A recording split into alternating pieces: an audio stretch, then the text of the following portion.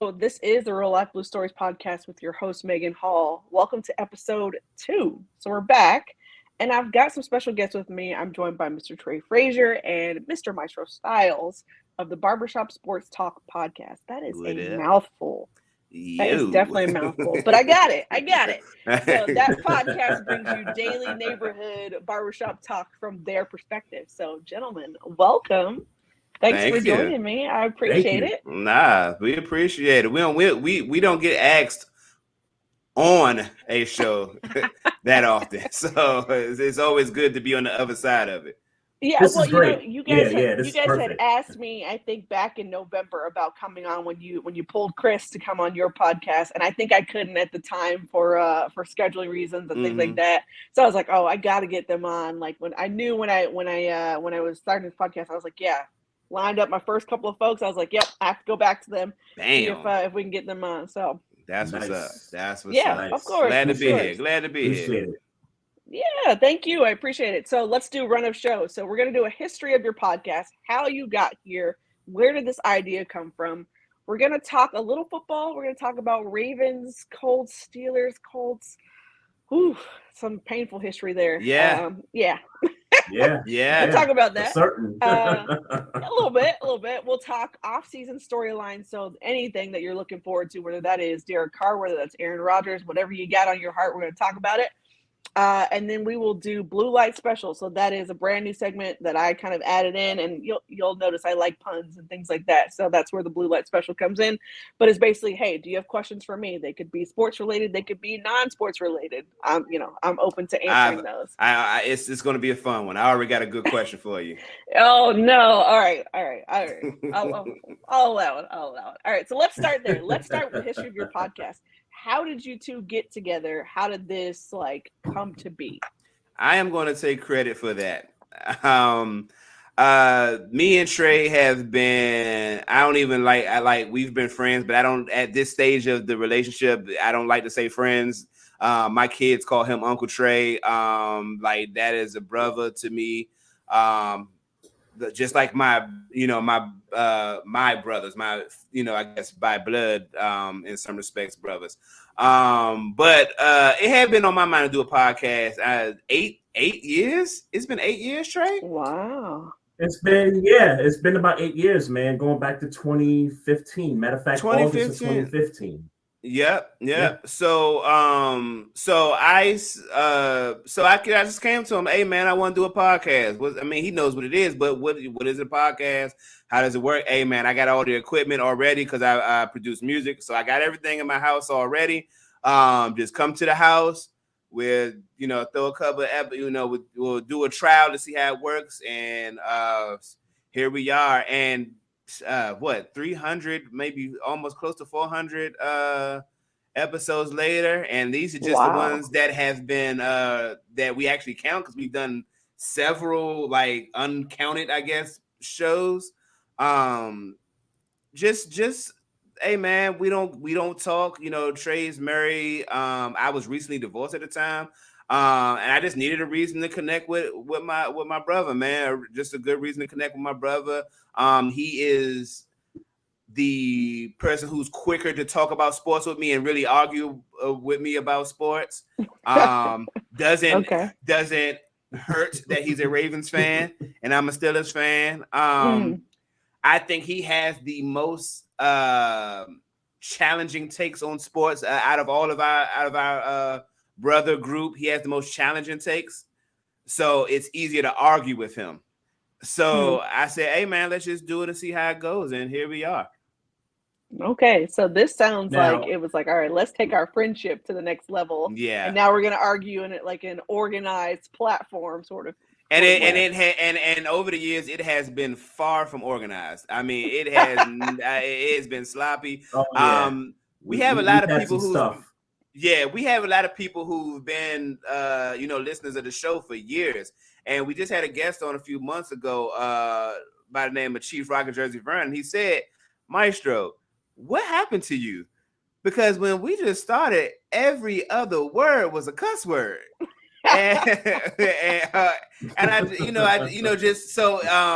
we've had a fun time figuring this thing out. I wouldn't do it with, as far as sports, I wouldn't do it with anybody else. That's my brother, man, and I've watched him grow from somebody who doesn't necessarily know. And I mean, at this stage of the game, he's a full-on producer. Like he has the capable skills to go on and produce podcasts for other people if that's what he chose to do, man. So it's been a great experience for me watching him grow and us grow as a show. That's awesome. That's And awesome. I want to So add first of to all, that. yeah, go ahead, Trey. Yeah, so I want to add to the story of how we got here too. So we started doing the podcast, right? And we did maybe like the first 20 episodes. And then one day we get an email from Doug Stewart. Now, for folks, and I'm sure a lot of folks know or familiar with the name Doug Stewart. Doug Stewart is one half of the Two Live Stews. Used to host a radio show in Atlanta, used to be on Cold Pizza, which is now First Take with Skip for all those years. Two Live Stews, they're based out of Atlanta. Doug had reached out to us and said, hey, I like what you guys are doing. I want to invite you guys to come on my network. So Doug Stewart, and he wasn't on ESPN at this point. Doug Stewart at this point was doing his own internet radio show. He had maybe a little over 1,000 followers, group chat, function and everything. And, we sat down and we had the phone conversation and we went through everything. And he said, hey, I want to bring your show to my network and expose you guys to an audience. So we signed up with Doug Stewart's network. And we did that for about, Maestro, I don't even know how long, man. It felt for like maybe a year, maybe something like that. Yeah, we did it for about a year. And we gravitated to a down south audience. We gravitated to some people that also do podcasts of their own. Some guys just like to listen. Some guys just, they do their own shows. And, it ranges from topics of sports, drama, entertainment, things like that. And so Doug really, and I really got to give Doug a good shout out here, a great shout out, because he discovered us and saw the talent that we had and decided, to expose us to a greater audience. And so, I will always thank Doug for that. And so now we do this 1 year on the network. And so Doug had stopped doing shows and he eventually stopped doing his network. And we said, well, you know what? We could kind of do our own thing. We could do, we could change our format a little bit. So we ended up implementing a chat room to our podcast. And we had like a little interaction radio show / podcast kind of a thing. Like it even got to the point where we were taking phone calls, right? And so we did that, it seemed like for about, 3 or 4 years. And then so we got tired of arguing with people. That's just flat out what happened. We got tired of arguing with people, and because we get so caught in the arguing with people that we never get to the topics that we actually wanted to talk about because people have their opinions about what we say. Okay. We never had reins on it. It was a wreck. It was a wreck, and it was a wreck. Yeah. It was wild. It was wild. Like I think one time I got so pissed at somebody that I think I unplugged the laptop to the software, and then we just kind of lost the show after that. Oh, that wasn't no. He now he lying. No, I'm gonna tell you exactly what happened. He got mad at me and slapped everything down and killed the podcast. It happened in my house. It happened in my house. It happened in my house. Okay. He got mad. I don't forget what we were arguing about, and he just flipped everything over, and the podcast ended. And that's how the podcast ended. They had somewhere in the earlier hundreds. There's an episode where we were talking and yelling, and the podcast abruptly ends, and that's how the podcast ended. That is hilarious. So so lots of history there. You got Doug. You got some fans that kind of have pushed you into a new realm because you're like, okay, we can't argue because we're arguing with each other. So what does the show look like now? Now that you've had like, hey, you had the footing with Doug, we had fans on with it live. What would you say your show has evolved to now, or your podcast has evolved to now? Like, what does that look like? I think we evolved to a traditional podcast now. Like, it's just, we don't take no phone calls no more. I think the turning point for us was really earlier last year, where, you know, we were still trying to figure out if we really still wanted to do this podcast. We were talking about marketing. We were talking about, you know, our numbers aren't up to snuff. Like, we feel like we're just kind of hitting a brick wall. And so we said, you know what, we really got to get out there and start doing some networking. Like, we really got to be on other people's platforms. We got to get people on our podcast and network and, you know, and all that stuff. And I think early last year, I think that was kind of the turning point for us. We changed the format completely. We invite guests on, you know, like yourself, sports writers, people in entertainment that used to, you know, do sports, people that cover teams and things like that.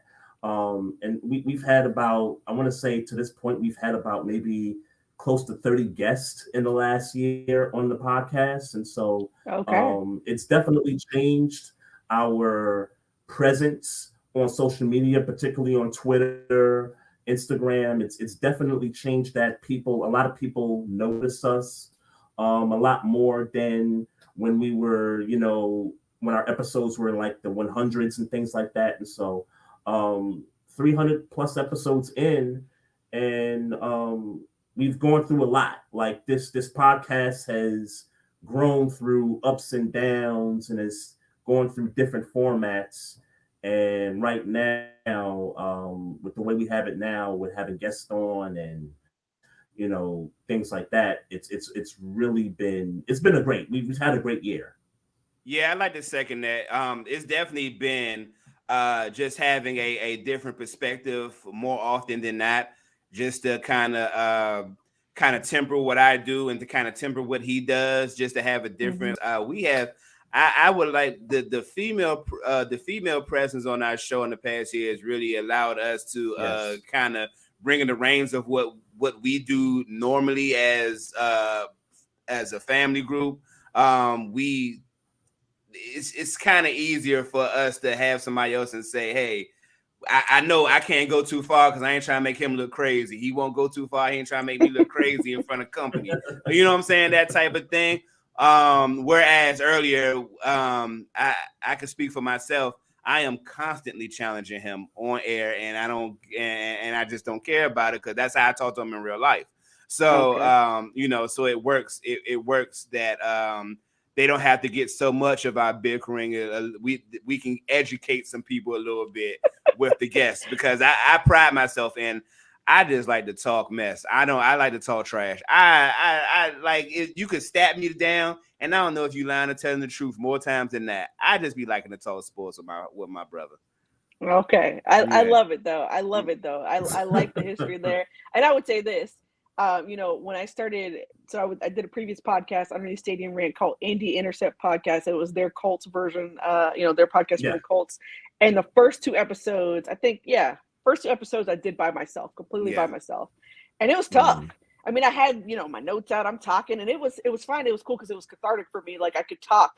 But I noticed when I actually got a request from some of the writers who were on staff with me. They were like, hey, we heard you started a podcast. Can we be on? Yeah. And so I got like, you know, a request from them, two requests. And I'm like, yeah, sure. So we did an episode, and it was the most fun I've had in I don't know how long. It was so much like fun to be able to talk with other people, get their perspectives. And before we knew it, an hour was up. Like, we had already like blown through this hour.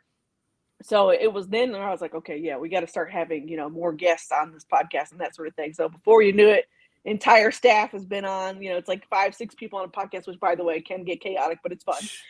Ooh, yes, we know. But we know.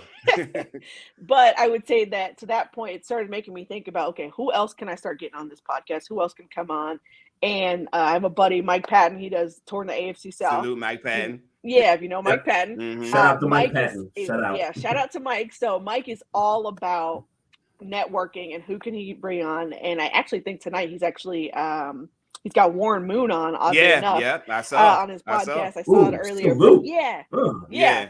So Mr. Network right there, like all about networking. And I think again, it allows you to talk about a multitude of topics, allows you not to be boxed in, and it keeps your podcast interesting. So I love hearing that from you guys. And getting different folks on, especially, if you are like, you know what, I want to get this perspective from this person or from that person on different topics, it works. So yeah. And speaking of different topics, I want to talk a little bit about football because we didn't get to this. So for those of you who are watching and listening, I was on their podcast earlier, and we talked a little bit of football outside of Colts football. This Ravens Colts is where I'm going. And I will say, in recent memory, there is a particular game I'm thinking about that came from the 2021 season. Mm-hmm. Yes. And it always pains me because anytime I see the Ravens, my heart just like swells up because I just think of that game. I'll give you a perfect scenario. So I've told my husband I will never sit in this spot again on the couch because it's now happened to me twice whenever I sit in this spot and watch games. But I sat on a certain spot on our love seat and watched my Colts completely unravel to the Ravens. I watched Lamar Jackson just absolutely shred us in the second half. And I also watched in that same spot the largest comeback in NFL history. With the Colts Vikings. Like, I was sitting in that exact same spot. So I no longer sit in that spot on the couch. But I'm going somewhere with that. Man, whoo. It's been a little rough over here in Colts Nation. So, but I'm going somewhere with that. So my question to you is there a particular game that happened either with Steelers or Colts or Ravens Colts that you're like, I remember where I was sitting, who I was with, where I was watching it when this game went down? Yeah, I got two games. So I got two games. And just for context, in the game last year, Maestro was talking about, the brothers in our circle and stuff. So we actually got a brother that actually is a Colts fan also, that lives not far from me, right? So I'm watching this game and we're down 25-3. And here go my brother texting me like, talking smack and stuff. And I'm like, all right, you know what? I'm just chill. I'm gonna watch the game, whatever. And then Lamar Jackson happened. Man, I mean that comeback, and there's a lot of Lamar Jackson doubters out there, and people saying, "Oh, we can't throw," or what if the team is down, and what if he's got to make a comeback? That was one of those games for me, not only because it was the Colts, but because folks were doubting Lamar Jackson's ability to make a comeback in a game, right? Mm-hmm. And so that game right there, and it went into overtime, if I remember, and then Hollywood scores a touchdown to seal it. Mm-hmm. And I texted my brother and I said, "Yeah, hey, what now?" And I ain't hear nothing from him for like a few days after that. So imagine it became that like he tends to do in real life. right. And so, I had to throw that shot in case he saw it. I had to do that. Yeah. Oh, I'm showing in the clip. I am. Yeah. But shout out to the homie. But yeah, that game right there is one of the ones for me that sticks out. Because I'm gonna be real. We don't have a great history against the Colts the way I guess Pittsburgh has a history with them. Especially when Peyton was the quarterback. Peyton would shred us. We've had top 5 defenses for years, and here comes Peyton Manning, and all he would do is just shred our top 5 defense. But there's 2 in particular games. I know I said I only had 2. I'm mentioning 3 now, but the playoff game with Andrew Luck, en route to going to the Super Bowl and winning the Super Bowl. That was Andrew Luck's rookie year, so I wasn't expecting him to really do much in that game. But I'm gonna bring up a loss. I'm gonna bring up a loss, and this Look is how mature you are. I was gonna do the same thing. I was gonna do the same thing, man. We growing around. I'm gonna bring up a loss. I'm gonna bring up a loss. So 2006, we get Steve McNair in the offseason. We went 13-3. That was like the best record in the franchise's history at that time. We were winning games in the last minute of games. Steve McNair would, bring magic, the first half of the season. We ended up 13-3, and then we get the first round bye, and then we find out a week before we playing the Colts. We playing Peyton Manning. That run defense that y'all had that year was getting gashed all year. Mm-hmm. And then I remember because I watched that playoff game against, I think it was Kansas City, and Larry Johnson had one of them great years. And then in that playoff game, I don't know if you remember, Megan, they stuffed Larry Johnson in that wild card game. Yeah, they stuffed him. and so we're like, okay, we get the Colts at home in Baltimore at the stadium. I'm at my uncle's house, got the game on.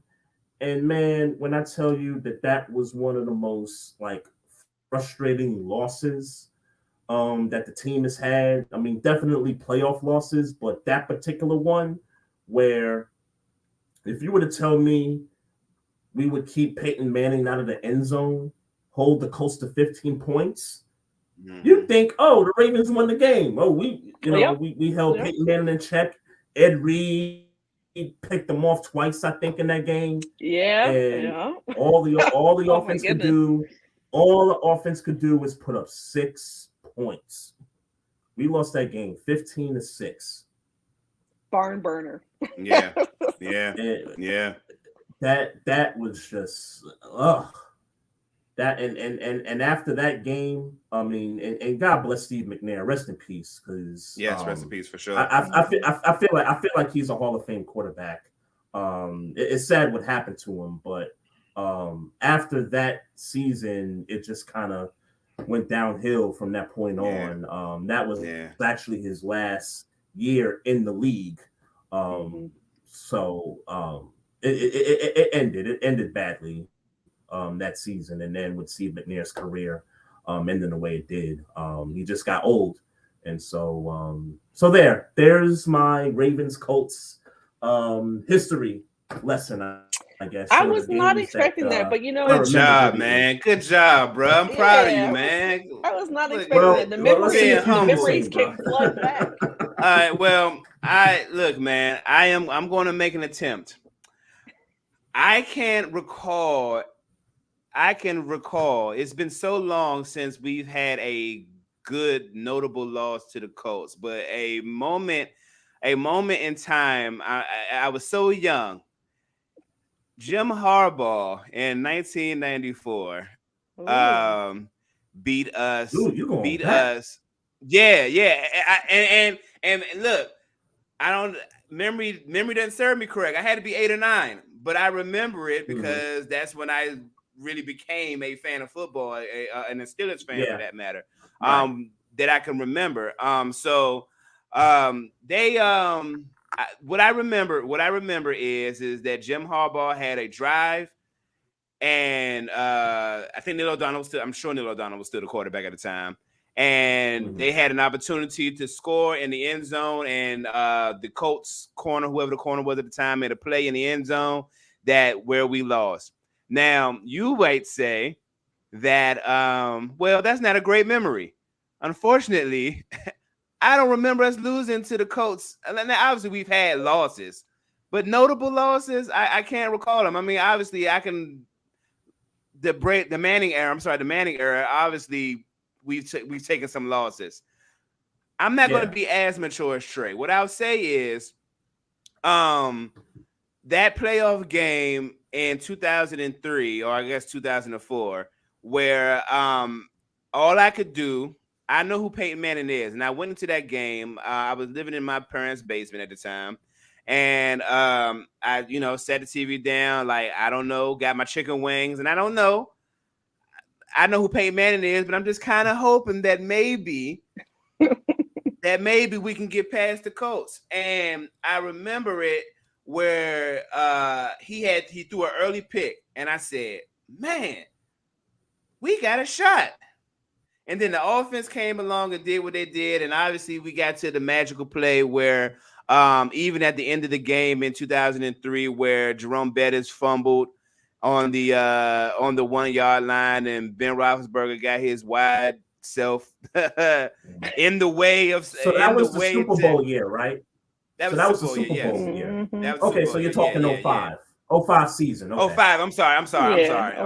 Yeah. So that year, that is the memory. But I was trying to be mature and I didn't have enough time to go YouTube the loss we took in 94.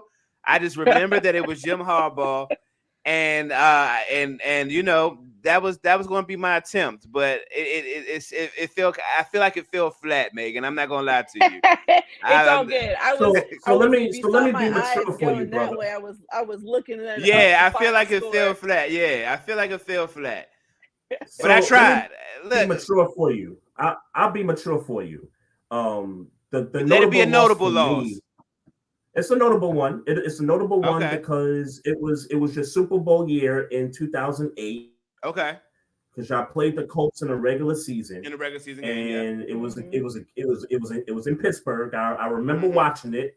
I remember watching it because that defense, that Steelers defense was one of the best defenses. One of the best defense I've seen in the last few. Yeah, they I'm not so certain that they set records, but that defense held teams to like I think a crazy 14 points a game. It was under like that. 13, I think. Yeah, it was something crazy. It was something crazy like that. Right?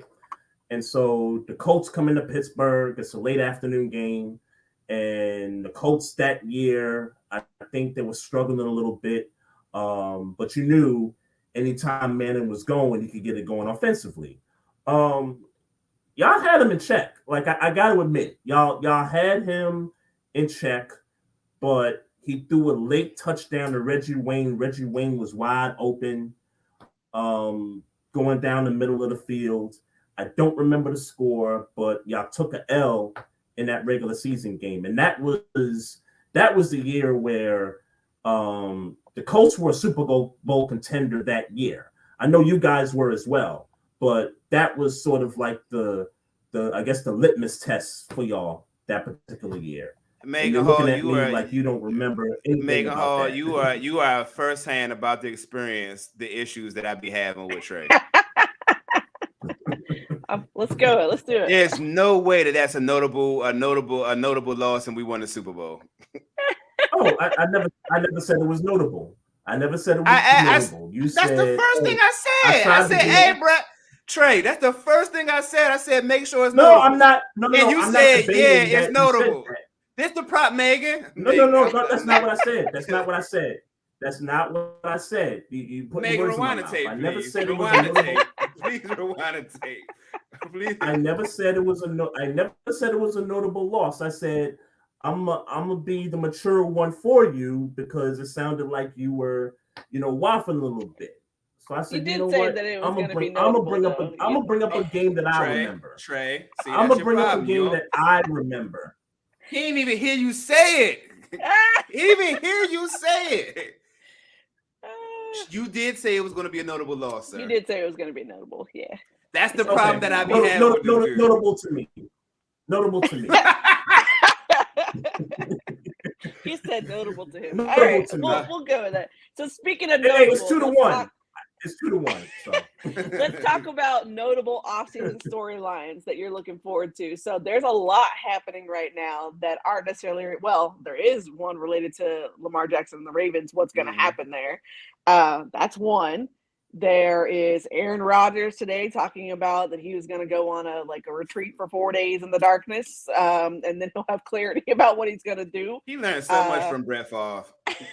There is Derek Carr and talking to the Saints, and that could be a thing. That's just in the last 3 days. Yeah. So anything outside of that, let's hear what you got of things that you're looking forward to. Please let me go first. Right. Please, go for it. I'm go begging you. Go ahead. I am actively on FanDuel, BetMGM, whoever to find out, is there a money line, some stakes, something of what I could be paid if I put money that Lamar Jackson doesn't play for Baltimore. Oh, Not because I necessarily think that they won't get the deal done. I mean, they should get the deal done. There's no reason they shouldn't get the deal done.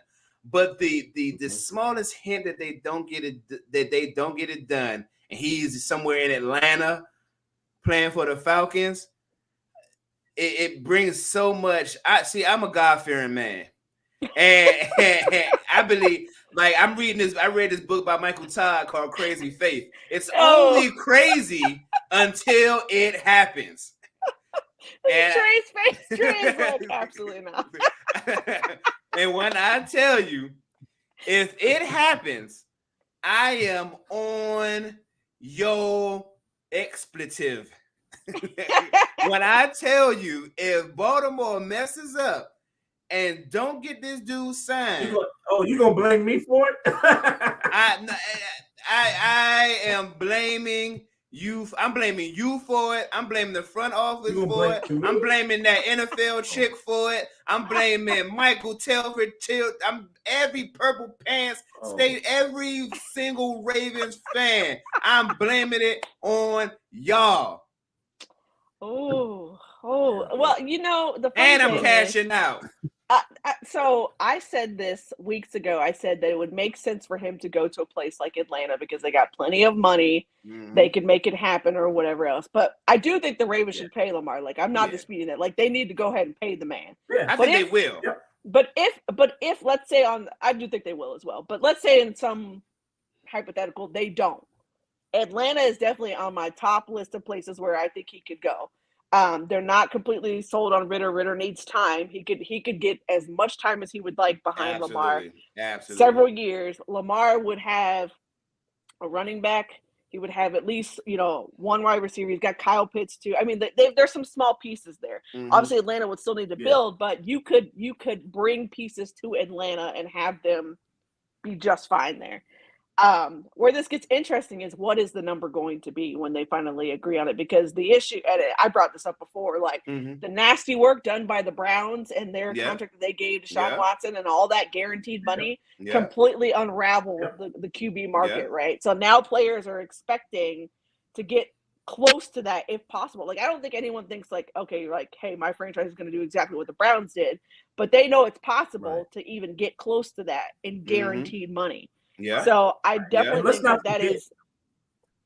Yeah, go for it. Let's not forget two more deals happened after that Deshaun Watson deal. Russell Wilson got the deal from Denver, and Kyler Murray got the deal from Arizona. Now, both of those deals aren't fully guaranteed contracts, but if I'm Lamar's agent, I'm definitely bringing to the table, hey, this dude Deshaun Watson had a full year off.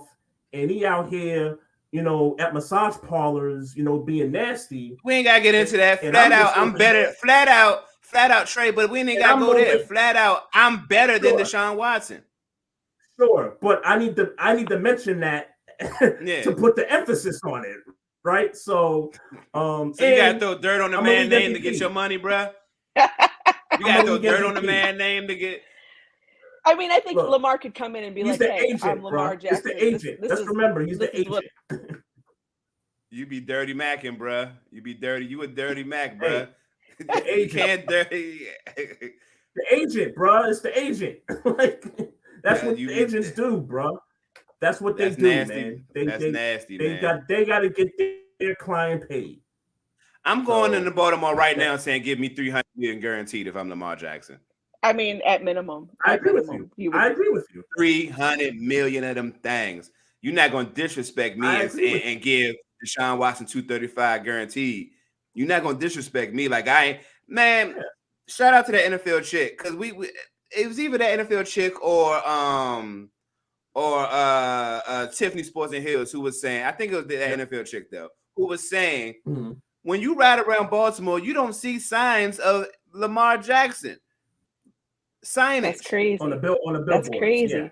Like the biggest, possibly the biggest easily top 5 superstar in the NFL is Lamar Jackson.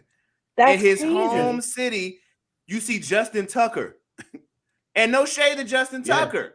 Yeah, Justin Tucker's great. But... Yeah, but you, come on, man. It's disrespectful. It's disrespectful.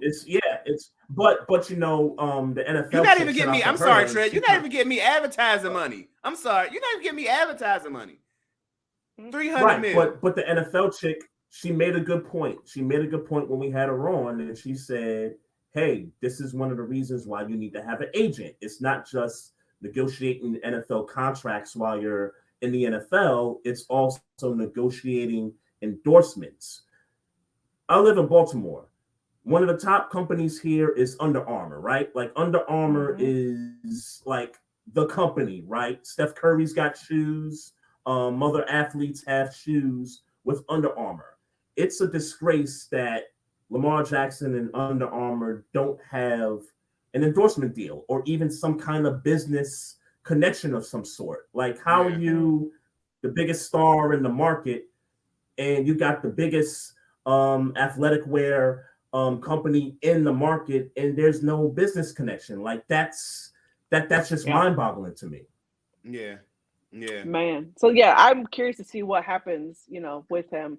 I think some of the other storylines that we'll see this offseason, obviously, there's still the coaching search going on, right? The Colts have one going on right now. The Cardinals have one going on. The Texans is also one that I think is be interesting to see how they fill out their staff now that they got DeMeco Ryans. Right. The Broncos, Sean Payton, Russell Wilson. How is that going to work out?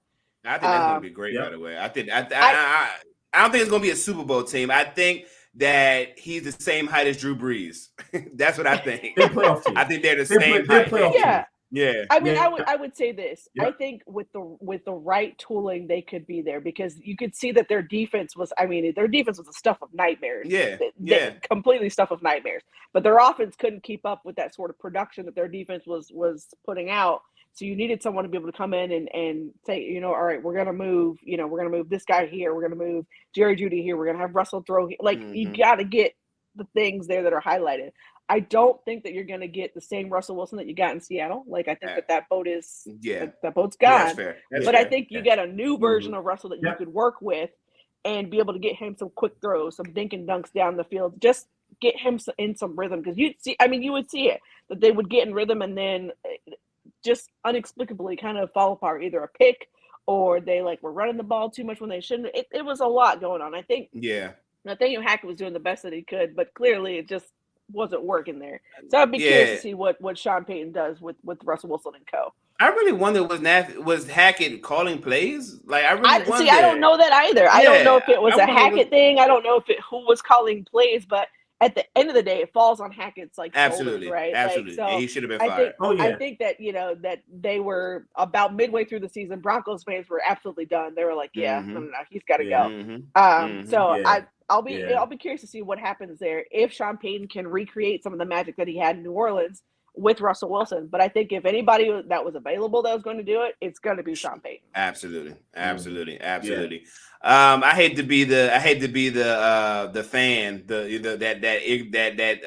not ignorant, that biased fan that just wants to say, hey man, this is my team and this is my team. That's the only news I care about. But I want my team to be back in the playoffs, and I need my offensive line to get together. I am interested in Kenny Pickett's maturation as he goes through an actual offseason, knowing that 100% he is the number one quarterback that he earned. I'm a miss Brian Flores. I'm a miss Brian Flores. I make it known everywhere I can make it known that I'm a miss Brian Flores, but I hope he does good things in Minnesota. And while we're speaking about Minnesota is going to be an interesting team if he writes that defense. Minnesota is going to be an interesting team if they can get that defense together. Yeah. And Brian Flores is certainly the type of coach that can get that defense together, especially when I know how bad my running defense was in the beginning of the year to how we, got better as the season went on. The Vikings, because I said Kirk Cousins got about a year. He got about a year. Yeah. Before you gotta have a real conversation. Yeah. I think so. Yeah. I mean, Vikings are going to be fine. Like you knew that their magic was going to run out at some point. Like, I wasn't fooled by a lot of what they were doing, which is why I think I was even all the more upset that my Colts couldn't complete a game. But I do think that Brian Flores will be good. Yeah, that's definitely twisting the knife right there. Yeah, I'm about to say that's on yourself though. Hey, listen, I'm one thing you'll very know about objective. Me is I keep it very real about my team. But I would say that I think Brian Flores will be completely fine in Minnesota. Like, I'm not worried about the middle. I think it's a fantastic hire for them. And that's a really nice get for Kevin O'Connell and his staff. Yes. So, all right. So I think we talked quite a bit of storylines there. I want to get to a question that you had for me. Sorry. Go for it. Yeah, Meg, I'm sorry. I got to go back to the Lamar Jackson thing for a minute. Yeah, go for it. Go for it. So this is another thing he does. Go ahead, bro. I'm sorry. I was trying to mention it when we were talking about Lamar, but if you remember our show last week, Maestro, I said I had something interesting that I wanted to get your opinion on because I had heard some stuff the week prior. So this is what I heard. So and I saw this on Twitter. This potential trade, 3-team trade, right? Between Atlanta, the Ravens, and the Bears, right? Okay. So I'm like, okay. So in Chicago's case, I've been hearing stories about they possibly want to trade Justin Fields. They're looking to get a quarterback in the draft. I don't know how true that is. I don't know if that's just draft day, like you're trying to, what's the word? You're trying to, psych out the other teams from, doing what you really want to do. I don't know what that's about, right? And I also know that they changed the regime. Like the people that drafted Justin Fields isn't there no more. So you got the new people in, and maybe they want to change some stuff up. So I don't know what that's about, right? And I also know Atlanta's been in the conversation to trade for Lamar Jackson if it was just those two teams, right? So in my head, I'm thinking, okay, if the Ravens can't get this deal done with Lamar, and if it's those 3 teams in this 3-team trade, if the Ravens do this, if Chicago is in that mix, you got to give me Justin Fields. Like in that 3-team trade, you got to give me Justin Fields. Like you're not, if you're the Ravens, you're not going to make that trade and Justin Fields is not a part of that package. Sure. I mean, yeah, you got to recoup some of the value.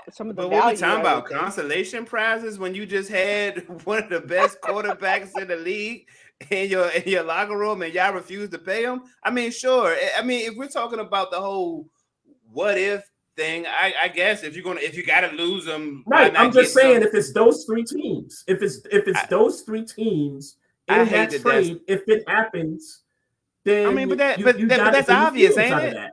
But that's obvious, ain't it? Yeah. But that's obvious, ain't it? Sure.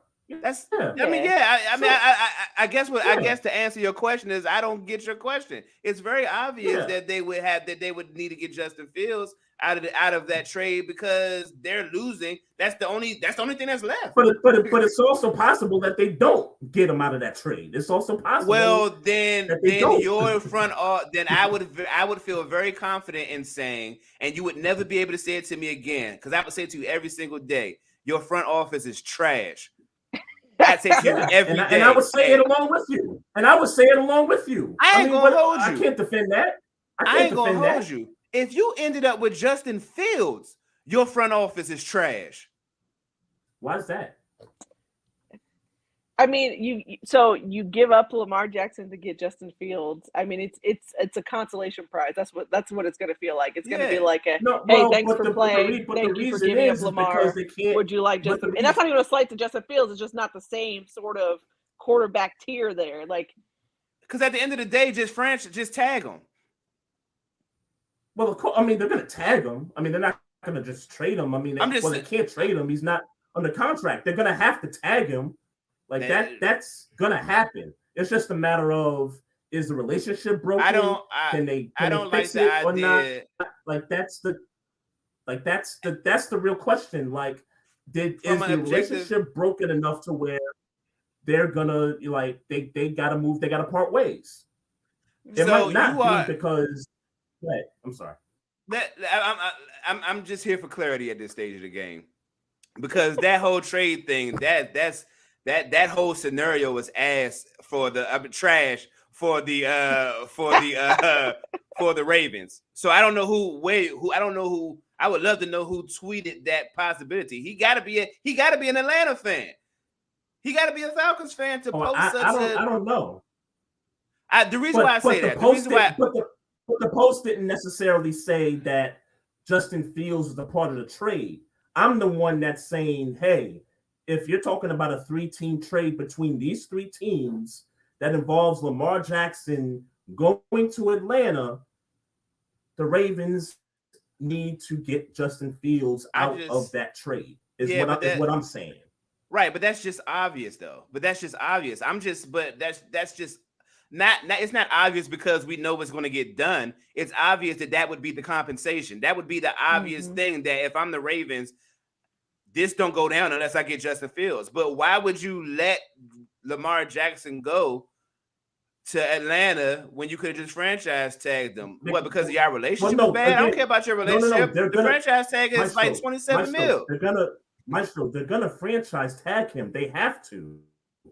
He doesn't have a contract no more. So yes, they're going to franchise him. No, you hope they franchise him. After they franchise him.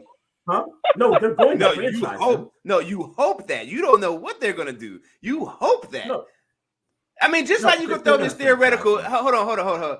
Just like you could throw. I'm sorry, Megan. This is what happens. Just like you throw this theoretical. What's more likely to happen, though?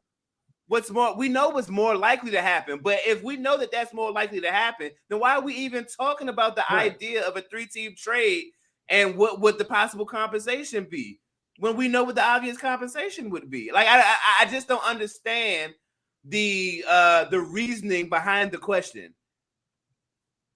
I think it's just because it was a cool scenario that he saw. I don't think that was cool at all. I think this where we be clashing at. Okay. I don't get. I don't get why it's got to this point. I don't like that tweet. I don't know who tweeted it, but I don't tell him I don't like it.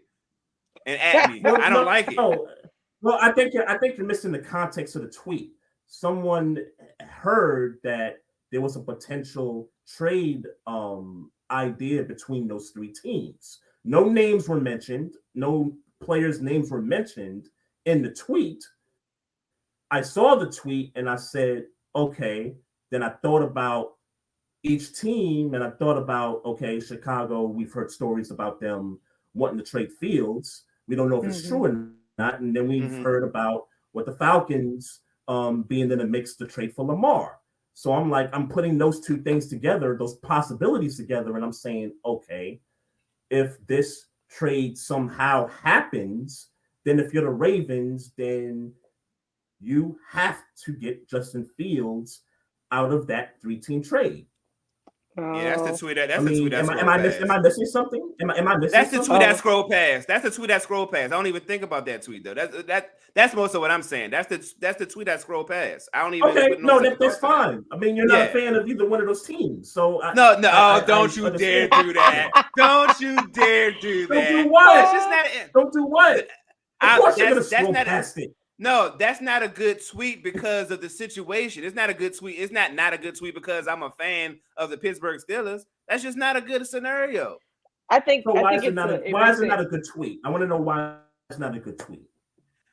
Because of speculation or no, it's not a good tweet because there's nothing that Chicago has to offer Baltimore that's equal compensation for Lamar Jackson. In that matter, there's nothing that Atlanta has to offer Baltimore that's equal compensation for Lamar Jackson. Okay. Yeah. I mean, even if you were to quote unquote offer Fields, as a consolation prize, like you're still losing value there for giving up Lamar. I couldn't see it happening. Like I don't know if they would do that. No, like in my mind, if you're gonna give up Lamar, like you might as well go draft you another quarterback. At that rate.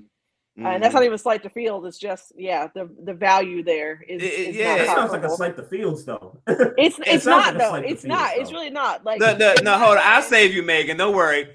I'm slighting Fields. It's not that he won't become. It's not that one day he won't become a good quarterback. I'm sure, and he's done good things under bad circumstances. But right now, he ain't.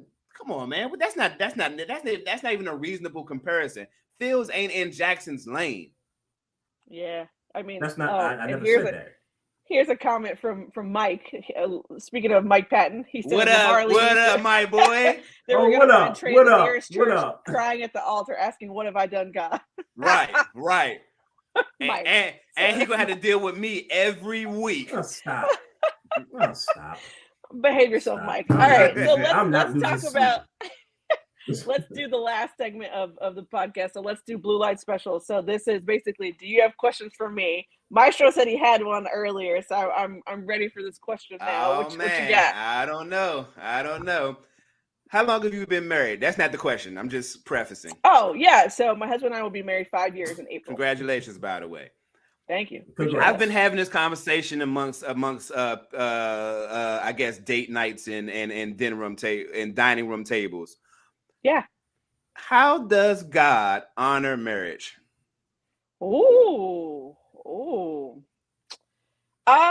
That is a tough question. I would say for me, it was probably the opposite way. Man. How does my marriage honor God? That's the way I think of it. So, and I'll say this, like for me, if you know me on a personal level, I think my faith is really important to me. So I try to use that as the basis for everything I do. Sure. So my husband and I have always thought about it is like God has to be at the center of our marriage, right? We have to have him there. Otherwise, the marriage does not work. It's not going to work no matter how much effort you put into it. For us, it's about what do we sow into each other? Are we honoring each other? Are we reflecting that to our children? Are we reflecting that every day in our commitment to each other? That's the way I think of it. Like if my marriage is going to honor God that way, I think of it in the opposite way. Like what am I doing every single day that says, all right, God, like this is the man that you picked for me.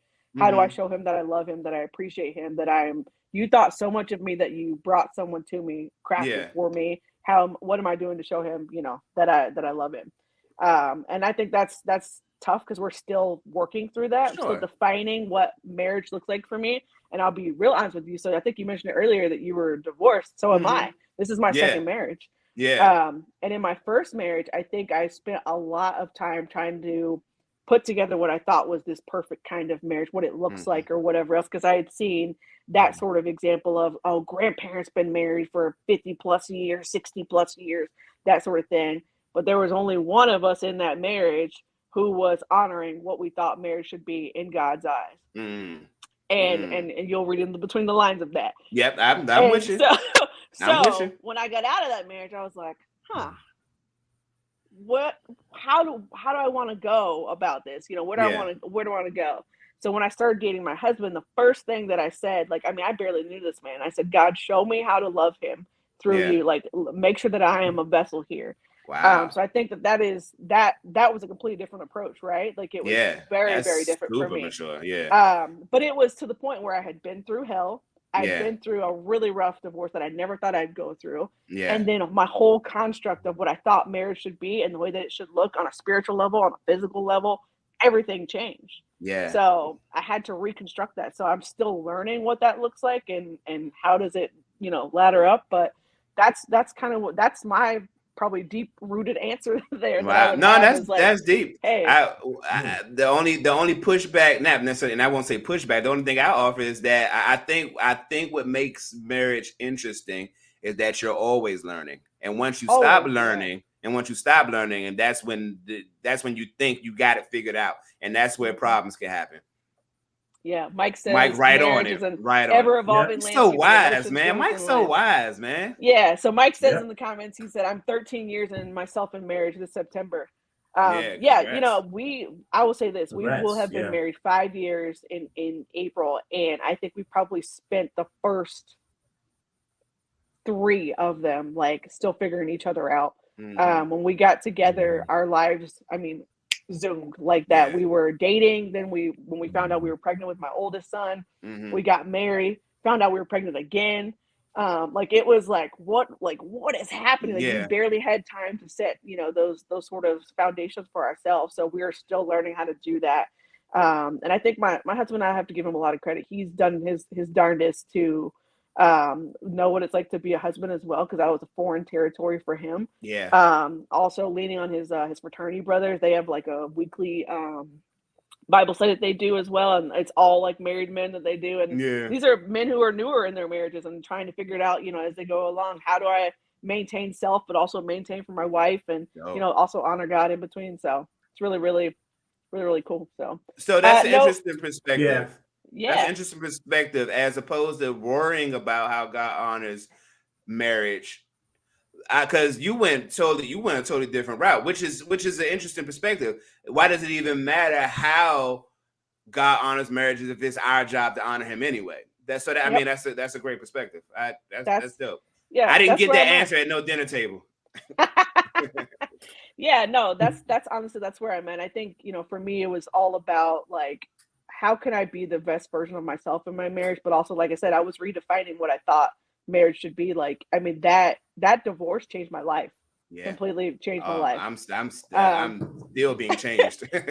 8 years later, I'm still being changed. Yeah. So, and even so, even with my husband now, like, this is part of being in our marriages. Again, how do we honor God? And that is supporting each other. This podcast is a big, representation of my husband supporting me, helping me create NFL content. Like I didn't have that sort of support before. And he does it unconditionally. Like I never worry about, hey, I got a podcast, or hey, I got to write. He's always like, okay, whatever you need.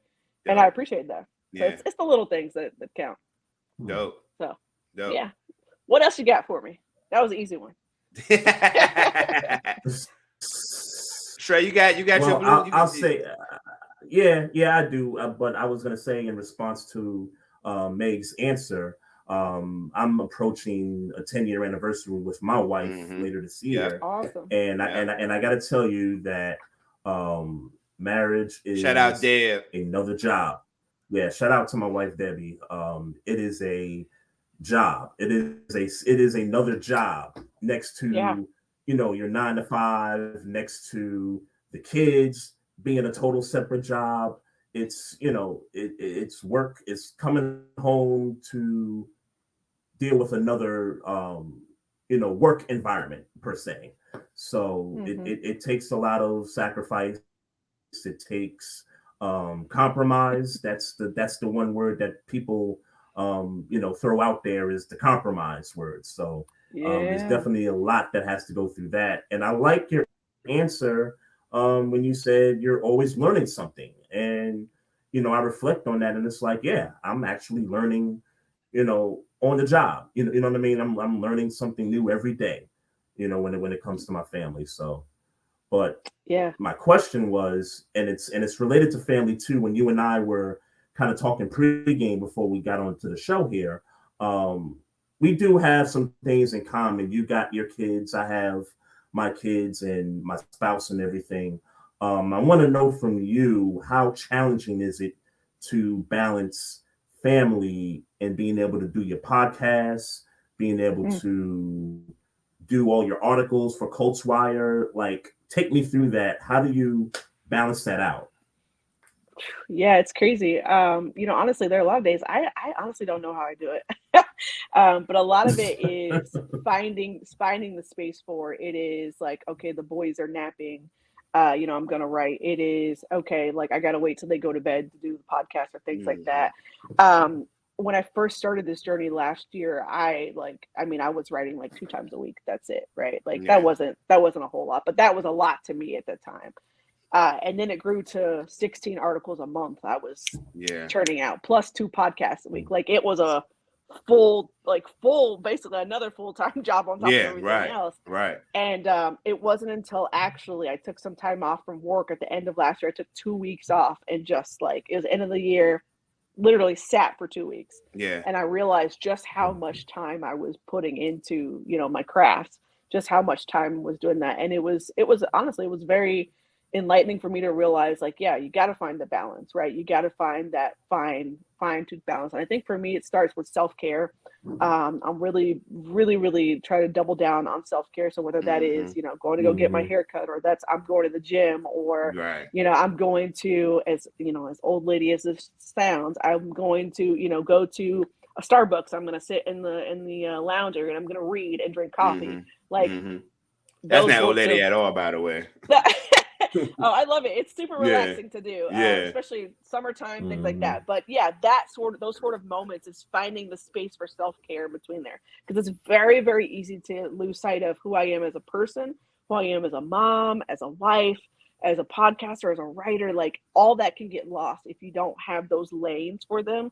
And I think for me, I'm still finding that balance as much as possible. I would say that now I've kind of got it. Like, I know what days are going to be worse than others for creating. I know that, like, Tuesdays are nice for podcasting, but maybe not so nice for writing. Right. And, I know that Sundays are great for writing, but maybe not so nice for podcasting. Like, those are the things that I've figured out over the last, I would say probably 6+ months. I've worked on finding that proper balance. But I would say this, it also takes a supportive partner. So I'll give a shout out to my husband. He's been great through all of this. Like, if I say I'm going to go write, he's like, okay, great. I got the boys. If I got to do a podcast, he's been, phenomenal that way. Like, it's never been an issue. And I think it's an unspoken, sort of thing that we have between us. Like, he's just like, he understands this is a passion for me. And it's when I feel the most alive. It's when I feel the most happy. Wow. So, he has said, like, whatever you need, I got you. So dope. That's dope. So my wife asks me every week, is the podcast canceled? She asks me that every week before I come on to do the podcast. It's because of me. It's because of me, though, because I'm wild. And his wife knows I'm wild. So. No, it's not because of you. I hear you. I hear you, though. Because it's not because of you. Right. It's not because of you. It's because she got to deal with them kids.